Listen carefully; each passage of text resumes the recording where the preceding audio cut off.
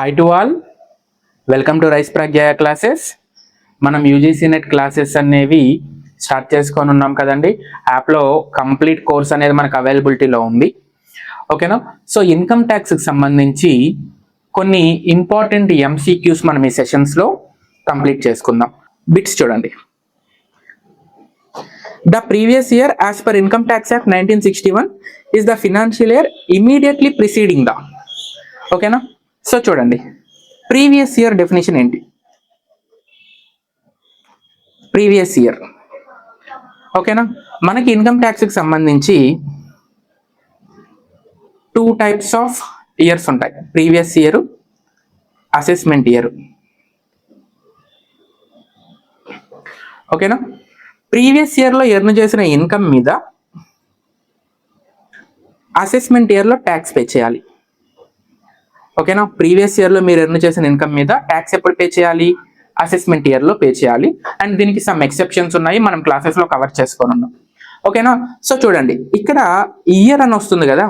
Year means financial year. Year అంటే ఏంటి?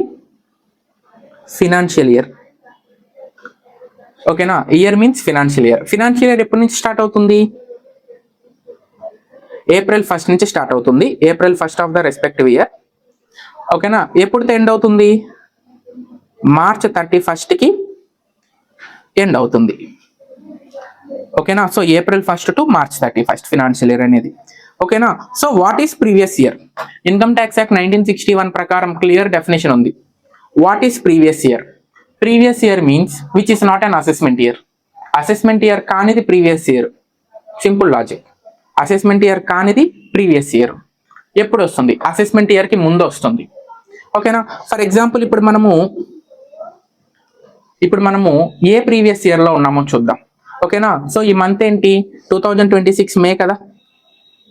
మే 2026. ఒకసారి టైం లైన్ వేసుకొని చూడండి. 2026 April 1st, 2027 May 31st. ఓకేనా? ఇప్పుడు మనం ఏ మంత్లో ఉన్నాం? మేలో ఉన్న 2000 March 31st. ఇప్పుడు మనం ఏ మంత్లో ఉన్నాం? మే మంత్లో ఉన్నాం. ఓకేనా? మే 2026లో ఉన్నాం. అది బిట్వీన్ 2026-27 మధ్య ఉంది కదా. సో ఇప్పుడు ప్రీవియస్ ఇయర్ ఏంటండి? 2026-27. అసెస్మెంట్ ఇయర్ ఏమవుతుంది? 2027-28. ఓకేనా? సో ప్రీవియస్ ఇయర్లో మీరు ఎర్న్ చేసిన ఇన్కమ్ మీద అసెస్మెంట్ ఇయర్లో ట్యాక్స్ పే చేయాల్సి వస్తుంది. ఓకేనా? సో ప్రీవియస్ ఇయర్ అంటే ఏంటి? Which is a financial year immediately preceding the assessment year. ఓకేనా? అసెస్మెంట్ ఇయర్ ముందుండే ఇయర్ని మనం ఏమంటాము? ప్రీవియస్ ఇయర్ అంటాం. పాయింట్ ఓకేనా? నెక్స్ట్ క్వశ్చన్ చూడండి. What is the maximum amount of tax rebate available to a resident individual under section 87A? ఓకేనా? So section 87A rebate on income tax ని define చేస్తుంది. Rebate of income tax. ఓకేనా? So చూడండి, tax మనం ఎన్ని methods లో pay చేయొచ్చు? 2 methods లో పే చేయొచ్చు. ఓకేనా? ఏవేంటది? Default tax regime,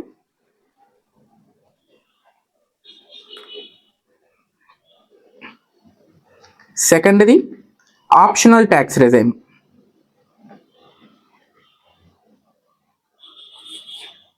default tax regime, optional tax regime, రెండిట్లో కూడా మనకి రిబేట్ వస్తుంది. ఓకేనా? డిఫాల్ట్ ట్యాక్స్ రిజైమ్లో ఇన్కమ్ అనేది అప్ టు 12 lakhs వరకు ఉండే వాళ్ళకి 60,000 వరకు రిబేట్ వస్తుంది under section 87A. Which means income 12 lakhs ఉందనుకోండి, డిటిఆర్ సెలెక్ట్ చేసుకున్నారనుకోండి, ఎటువంటి ట్యాక్స్ పే చేయబడలేదు 87A యూటిలైజ్ చేసుకొని. అదేవిధంగా ఆప్షనల్ ట్యాక్స్ రిజైమ్లో ఉన్నారనుకోండి, అప్ టు 5 lakhs వరకు ఇన్కమ్ ఉండే వాళ్ళకి 12,500 వరకు రిబేట్ అనేది వస్తుంది. ఇక్కడ మనకి అసెసి డిటిఆర్ని ఫాలో అవుతున్నాడా, ఓటీఆర్ని ఫాలో అవుతున్నాడా క్లియర్గా ఇవ్వలేదు. బట్ ఆప్షన్స్ ఒకసారి చెక్ చేయండి. ఓకేనా? ఆప్షన్స్లో రిలవెంట్ ఆన్సర్ ఏంటి? 12,500. ఓకేనా? నెక్స్ట్ చూడండి, third question. Which of the following is an example of capital asset? Which of the following is an example of A capital receipt? ఓకేనా, క్యాపిటల్ రిసీట్ వస్తుంది అనుకోండి, దేని కింద ట్యాక్సిబిలిటీలోకి వస్తుంది? ఇన్కమ్ ఫ్రమ్ క్యాపిటల్ గెయిన్స్ కింద ట్యాక్సిబిలిటీలోకి వస్తుంది. Income from capital gains. ఓకేనా, so income from capital gains కింద క్యాపిటల్ రిసీట్స్ అనేవి ట్యాక్సిబిలిటీలోకి వస్తాయి. ఓకేనా, మీకు ఏదన్నా ఒక అసెట్ ఉందనుకోండి, దాన్ని సేల్ చేస్తున్నారు అనుకోండి. ఓకేనా, అసెట్ని సేల్ చేస్తూ ఉన్నారు. ఓకేనా, వచ్చిన ప్రొసీడింగ్స్ ఉంటాయి కదా, వచ్చిన కన్సిడరేషన్ ఉంటుంది కదా, దాని మీద మనం ఏం చేయాలి? ట్యాక్స్ అనేది పే చేయాలి. ఓకేనా, సో మీకు క్లాసులో కూడా ఒకసారి చెప్పున్నానండి, ఒకసారి చూడండి. ఫుల్ వాల్యూ ఆఫ్ కన్సిడరేషన్ తీసుకుంటాము.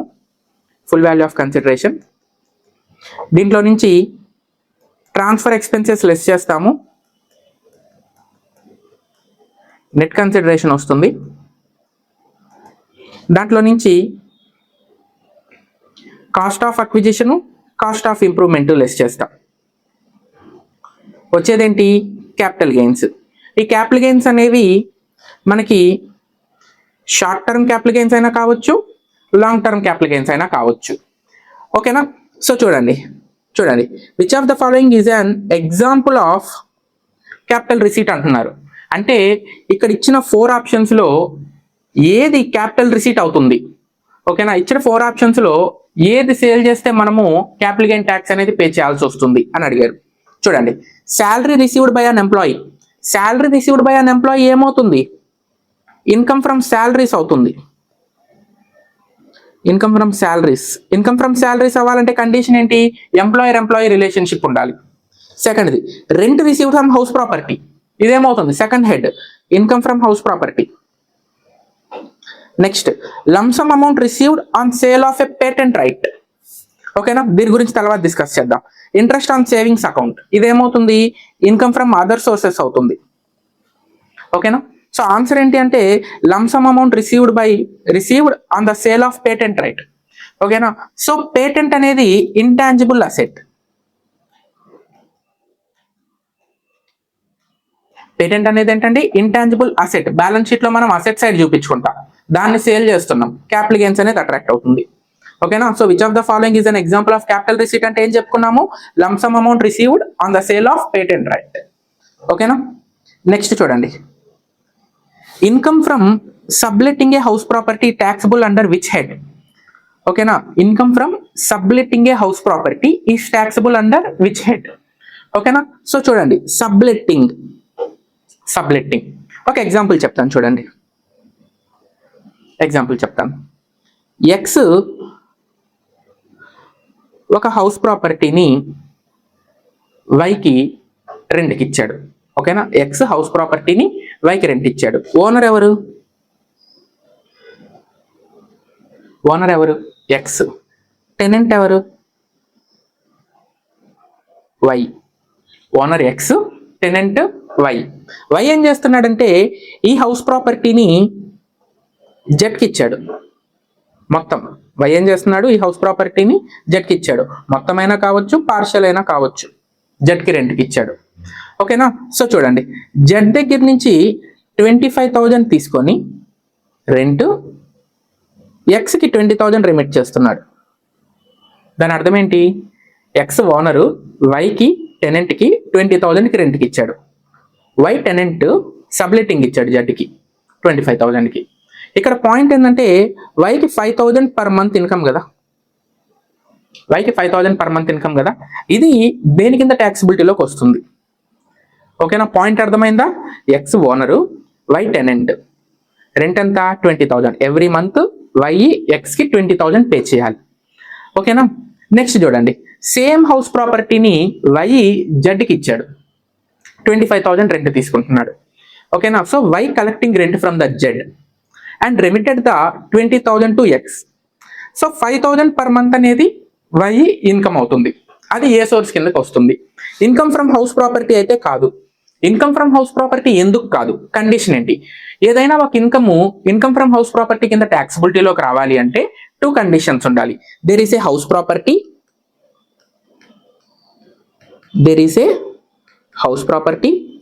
Second point, assessee must be owner or deemed owner of that house property.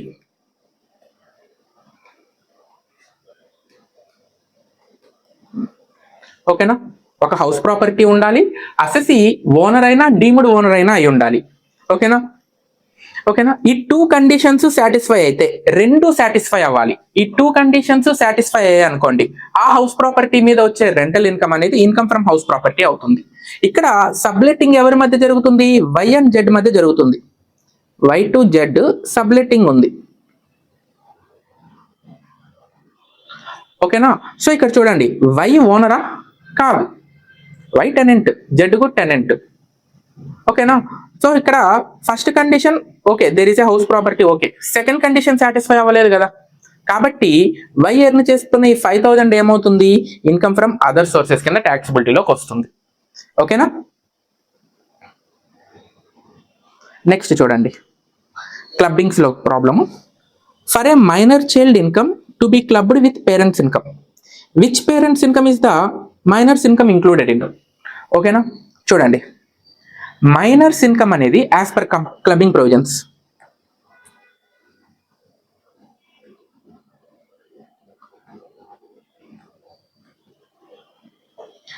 Miners income అనేది పేరెంట్స్ ఇన్కమ్ లోకి యాడ్ చేయాలి. ఏ పేరెంట్ ఇన్కమ్ లోకి యాడ్ చేయాలి? పేరెంట్ అంటే మదరు ఫాదర్ ఇద్దరు వస్తారు కదా.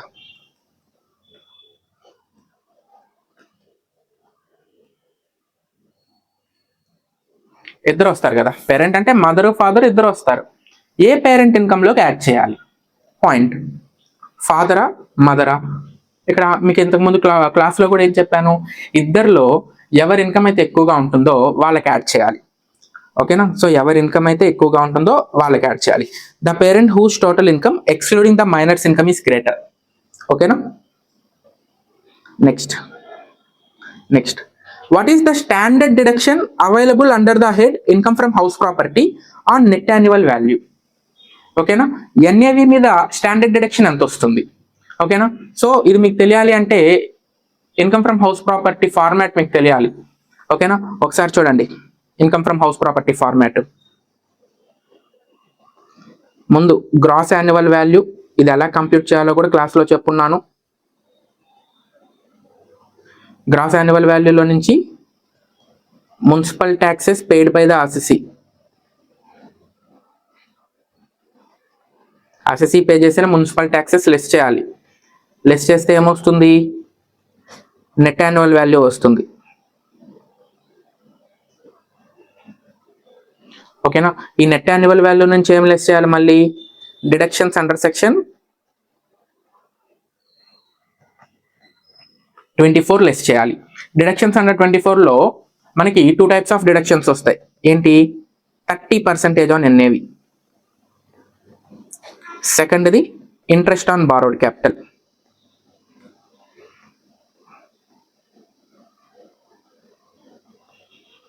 %30 on NAV, interest on borrowed capital. Interest on borrowed క్యాపిటల్లో మళ్ళీ 2 పాయింట్స్. ఓకేనా, during the previous year interest,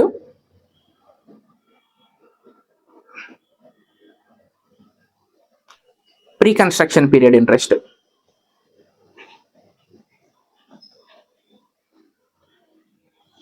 ఓకేనా, ఫైనల్ గా వచ్చేది ఏంటి? Income from house property. ఓకేనా, సో ఇక్కడ క్లియర్ గా ఉంది చూడండి, 30% ఆన్ ఎన్ఏవి. ఓకేనా, స్టాండర్డ్ డిడక్షన్ అంతా ఇన్కమ్ ఫ్రమ్ హౌస్ ప్రాపర్టీలో స్టాండర్డ్ డిడక్షన్ అంతా 30% ఆన్ ఎన్ఏవి. ఓకేనా, నెక్స్ట్ చూడండి, a salaried employee who receives HRA, salaried employee who receives HRA and lives in his own house, HRA receive చేసుకొని own హౌస్లో ఉంటున్నాడు. HRA receive చేసుకుంటే rented హౌస్లో ఉంటే ఎగ్జామ్షన్ వస్తుంది. ఓకేనా, హెచ్ఆర్ఏ తీసుకుంటూ ఓన్ హౌస్లో ఉన్నాడు అనుకోండి, ఎగ్జామ్షన్ ఏం రాదు. Whatever HRA he will receive shall be taxable under the head income from salaries. ఓకేనా, నిల్ ఎగ్జామ్షన్ అంటే ఫుల్లీ ట్యాక్సిబుల్. ఓకేనా, నెక్స్ట్ పాయింట్ చూడండి, which of the following is not an exempt income under section 10 of the income tax act. ఓకేనా, so under section 10 of the income tax act ప్రకారము ఇచ్చిన వాటిల్లో exemption కానిదేంటి? ఓకేనా, agricultural income section 10 ప్రకారం exemption మీకు మన study మెటీరియల్లో 10th చాప్టర్లో ఉంటుంది, క్లియర్ కట్గా ఉంటుంది. 10 ప్రకారం ఏమేమి ఎగ్జామ్షన్స్ ఉన్నాయో క్లియర్ కట్గా ఉంటుంది. ఓకేనా, అగ్రికల్చరల్ ఇన్కమ్ ఇన్ ఇండియా, ఓకేనా, ఫుల్లీ ఎగ్జామ్షను. నెక్స్ట్ చూడండి, interest on savings account exemption, gratuity received by a government employee fully exemption. ఇక్కడ గవర్నమెంట్ ఎంప్లాయీ అంటే సెంట్రల్ గవర్నమెంట్ ఎంప్లాయీ అయినా సరే, స్టేట్ గవర్నమెంట్ ఎంప్లాయీ అయినా సరే, ఓకేనా, ఫుల్లీ ఎగ్జామ్షన్. ఓకేనా, ఇక్కడ share of profit from a partnership firm, ఇది taxable in the head PGBP. So చూడండి, ఏబిసి ముగ్గురు పార్ట్నర్స్, వీళ్ళు ఏబిసి అండ్ కోలో పార్ట్నర్స్ అనుకుందాం. ప్రాఫిట్ వచ్చింది, వీళ్ళ ముగ్గురు పార్ట్నర్షిప్ ఫామ్ లో బిజినెస్ చేస్తున్నారు కదా, ప్రాఫిట్ వచ్చింది కదా, ఆ ప్రాఫిట్ ని వీళ్ళు తీసుకుంటున్నారు కదా. For example C share of profit 5 lakhs వచ్చింది. ఓకేనా, ట్యాక్స్ పే చేయాలా లేదా? 100% పే చేయాలి. ఏ హెడ్ కింద పే చేయాలి? పీజీబీపీ కింద పే చేయాలి. ఓకేనా, నెక్స్ట్ చూడండి, health and education cess on income tax, direct question. ఓకేనా, ఎంత పర్సెంటేజ్? 4%. నెక్స్ట్ క్వశ్చన్ చూడండి, 10th question, what is the maximum deduction allowed under section 80C, 80CCC, 80CCD? ఓకేనా, సో చూడండి, 80 డిడక్షన్స్ చాప్టర్ 6A. చాప్టర్ 6Aలో 80C series deductions. ఓకేనా, ఎంత standard? 1,50,000. ఓకేనా, so maximum 1,50,000 వరకు మనము డిడక్షన్ అనేది తీసుకుంటాం అన్నమాట. ఓకేనా, నెక్స్ట్ క్వశ్చన్ చూడండి, income from an illegal business. ఓకేనా, ఇల్లీగల్ బిజినెస్ యాక్టివిటీస్ నుంచి ఇన్కమ్ వస్తుంది అనుకోండి, which is taxable under income from other sources. ఓకేనా, సో చూడండి, మనకి 5 సోర్సెస్ ఆఫ్ హెడ్స్ ఉన్నాయని చెప్పున్నాను. ఏంటి? Salaries, house property, PGBP, capital gains, other sources. Illegal activities అనేవి ఈ పైన చెప్పిన 4 ఇన్వాల్వ్ అవ్వవు కదండి. ఓకేనా, సో అందుకని చెప్పి అదర్ సోర్సెస్ ప్రకారం ట్యాక్సిబిలిటీలోకి వస్తుంది. ఓకేనా, ఇక్కడ చూడండి, taxable under the head income from other sources. ఓకేనా, నెక్స్ట్ చూడండి, a person who is living India with no intention of returning, assessment year కి ఎగ్జామ్షన్. ఇది అసెస్మెంట్ ఇయర్ కి ఎగ్జామ్షన్. జనరల్ పాయింట్ ఏంటండి, ప్రీవియస్ ఇయర్ లో ఎర్న్ చేసిన income కి assessment year లో ట్యాక్స్ పే చేయాలి. ఓకేనా, ప్రీవియస్ ఇయర్ లో ఎర్న్ చేసిన ఇన్కమ్ మీద అసెస్మెంట్ ఇయర్ లో ట్యాక్స్ పే చేయాలి, ఇది జనరల్ రూల్. బట్ కొన్ని ఎక్సెప్షన్స్ ఉన్నాయి. ఏంటా exceptions? Person ceases his business,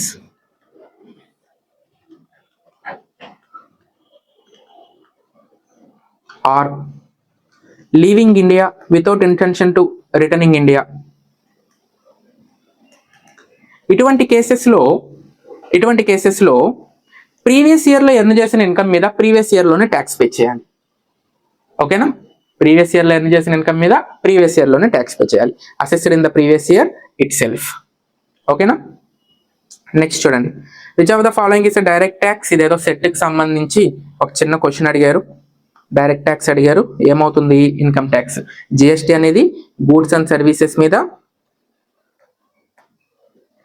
indirect way of tax. Customs అనేది ఇంపోర్ట్స్ అండ్ ఎక్స్పోర్ట్స్ మీద. ఇన్కమ్ ట్యాక్స్ అనేది ఇన్కమ్స్ మీద. ఓకేనా, ప్రోగ్రెసివ్ నేచర్ ఆఫ్ ట్యాక్స్ అంటే ఏంటి? ప్రోగ్రెసివ్ నేచర్, ఇన్కమ్ అనేది ఎక్కువగా ఉంటే ట్యాక్స్ అనేది ఎక్కువగా పే చేయాలి. ఎక్సైజ్ డ్యూటీ అనేది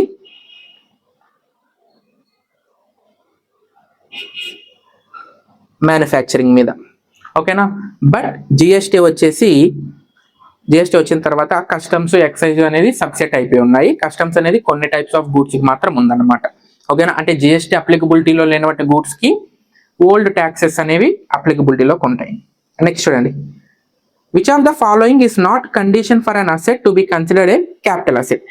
ఓకేనా, నాట్ ఏ కండిషన్ అంటున్నారండి, పాయింట్ గుర్తుపెట్టుకొని ఉండాలి. క్యాపిటల్ అసెట్ కాకపోవడానికి నాట్ ఏ కండిషన్. ఓకేనా, సో చూడండి, it must be property of any kind, అదే కైండ్ అయినా కావచ్చు.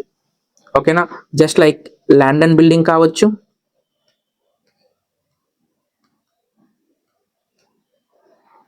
ఓకేనా, ల్యాండ్ అండ్ బిల్డింగ్ కావచ్చు, ప్లాంట్ అండ్ మిషనరీ కావచ్చు, ఏదైనా కావచ్చు. Next, it must be connected with a business or profession. It must not be stock in trade. Stock in trade కాకపోతే capital asset, ఇక్కడ నాట్ అన్నాడు. It must not be personal effects.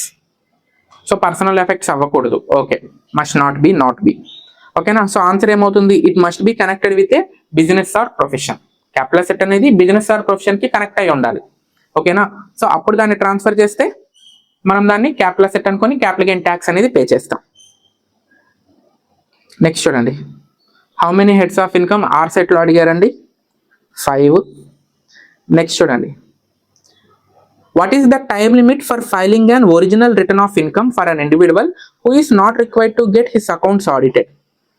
ఓకేనా, who is not required to get his accounts audited. ఓకేనా, so return of income due date చూడండి, tax audit లేకపోతే no tax audit. ఓకేనా, July 31st ఆఫ్ assessment year. Tax audit ఉంటే September 30. గుర్తు పెట్టుకొని ఉండాలి. ఇక్కడ not required to get his accounts audited అన్నాడు. ఓకేనా, సో ఆన్సర్ ఏమవుతుంది? July 31st of the assessment year అవుతుంది. Next, what is the maximum exemption for very senior citizen? Super senior citizen కి ఎగ్జంప్షన్ ఎంత? యాజ్ పర్ ఓటీఆర్ఏ చెప్పాలి మనం, optional tax raise చెప్పగలం, ఎందుకు ఇచ్చిన వాటిలో డిటిఆర్ లేదు కాబట్టి. ఓకేనా, సో ఎంత అండి? 5 lakhs. నెక్స్ట్ చూడండి, in the case of new business the first previous year can be a period of. New business లో ఫస్ట్ ప్రీవియస్ ఇయర్ అనేది ఎన్ని మంత్స్ ఉండొచ్చు? సో ఇక్కడ మీరు గుర్తుపెట్టుకోవాల్సిన పాయింట్స్ చూడండి. Assessment year must be 12 months. Assessment year must be 12 months. ఓకేనా, example చూద్దాం. ఎక్స్ ఒక బిజినెస్ ని 31st October 2025 స్టార్ట్ చేస్తూ ఉన్నాడు. 31st October 2025 స్టార్ట్ చేస్తున్నాడు. ఓకేనా, ఆయన బుక్స్ ఎప్పుడు క్లోజ్ చేయాలి? 31st March 2026 క్లోజ్ చేయాలి. ఓకేనా, ఈ టైం లిమిట్లో వచ్చిన ఇన్కమ్ మీద, అంటే 25-26 కదా ప్రీవియస్ ఇయర్, 25-26 ప్రీవియస్ ఇయర్, ఈ టైం లిమిట్లో వచ్చిన ఇన్కమ్ మీద 2026-27లో ట్యాక్స్ అనేది పే చేయాలి. For example first time start చేస్తున్నాడు కాబట్టి ట్యాక్స్ లిమిట్స్లోకి రాలేదనుకో, ట్యాక్స్ ఆడిట్ లిమిట్స్లోకి రాలేదనుకోండి. ఓకేనా, సో 2026 July 31st లోపల ట్యాక్స్ అనేది పే చేయాలి, ఇన్కమ్ ట్యాక్స్ రిటర్న్స్ అనేవి ఫైల్ చేయాలి. ఇక్కడ ప్రీవియస్ ఇయర్ ఎన్ని మంత్స్ ఉంది ఎక్స్కి? ఓకేనా, నవంబర్, డిసెంబర్, జనవరి, ఫిబ్రవరి, మార్చ్, అంటే 5 months ఈయన బిజినెస్ అనేది ఓపెన్లో ఉందన్నమాట. ప్రీవియస్ ఇయర్ 2025-26, ఎందుకు? బిజినెస్ అనేది 31st October స్టార్ట్ చేశారు కాబట్టి. సో ప్రీవియస్ ఇయర్ అనేది న్యూ బిజినెస్కి 12 months కన్నా తక్కువ ఉండొచ్చు, బట్ అసెస్మెంట్ ఇయర్ అనేది ఎగ్జాక్ట్గా 12 months ఉండాల్సిందే. ఓకేనా, next, a person who has earned income from an agricultural activity in a foreign country will have this income. ఓకేనా, చూడండి, ఎక్స్కి ఆస్ట్రేలియాలో అగ్రికల్చరల్ యాక్టివిటీ ద్వారా ఇన్కమ్ అనేది వస్తుంది.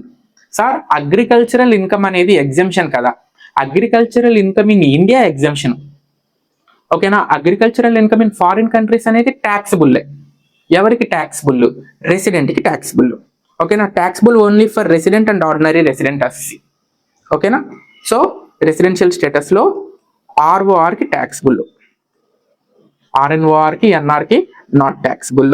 ఓకేనా, నెక్స్ట్ చూడండి, what is the maximum amount of deduction available under section 80D for a medical insurance premium. ఓకేనా, paid for a senior citizen ఎంత వస్తుందండి? క్లాస్లో డైరెక్ట్గా చెప్పున్నాను, 50,000 వస్తుంది. 80D ప్రకారము డిడక్షన్ ఎంత వస్తుంది? 50,000 వస్తుంది. ఓకేనా.